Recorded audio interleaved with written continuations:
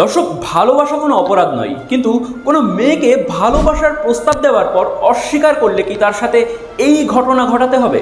সেটাই বুঝি চোখে আঙুল দিয়ে দেখিয়ে দিল আব্দুর রহমান নামের এই যুবক। পরিবারের আদরের ছোট্ট নাবালিকা মেয়ের যে এই দিন দেখতে হবে সেটা হয়তো কল্পনাতেও ভাবেনি তার পরিবার। সিসিটিভি ফুটেজ খতিয়ে দেখে অভিযুক্তের পোশাকের রং চিহ্নিত করে ঘটনার 6 ঘন্টার মধ্যে অভিযুক্তকে গ্রেপ্তার করল পুলিশ। মালদা জেলার হরিশ্চন্দ্রপুর থানা এলাকার এই ঘটনায় ব্যাপক চাঞ্চল্য ছড়িয়েছে। পুলিশ সূত্রে খবর, হরিশ্চন্দ্রপুর থানার অন্তর্গত মালিপাকর এলাকার নাবালিকাকে বেশ কিছুদিন ধরেই নজরে রেখেছিল দৌলতপুর বাজার এলাকার যুবক আব্দুর রহমান। গতকাল সন্ধে নাগাদ ওই নাবালিকা তার দাদুর বাড়ির উদ্দেশ্যে যাচ্ছিল। সেই সময় রাতোয়া মাঠ সংলগ্ন এলাকায় রেল লাইনের ধারে নাবালিকাকে প্রেমের প্রস্তাব দেয় ওই অভিযুক্ত। সেই প্রস্তাব প্রত্যাখ্যান করলেই তার উপর চড়াও হয় আব্দুর রহমান। পাথর দিয়ে মাথায় আঘাত করা হয়। ঘটনাস্থলে রক্তাক্ত অবস্থায় লুটিয়ে পড়েন নাবালিকা। সেখান থেকে চম্পট দেয় অভিযুক্ত।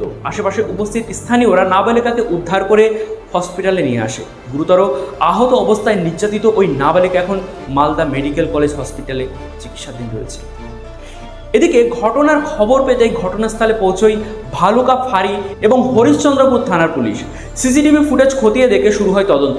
6 ঘন্টার মধ্যেই অভিযুক্তকে গ্রেপ্তার করা হয়, যার নাম আব্দুর রহমান।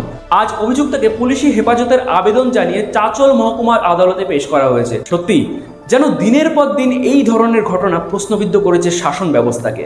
তবে রাজ্যের এই মহিলাদের সুরক্ষা বিঘ্নিত হওয়ার পেছনে ঠিক কী কারণ রয়েছে বলে আপনার মনে হয়? অবশ্যই কমেন্ট বক্সে জানাবেন।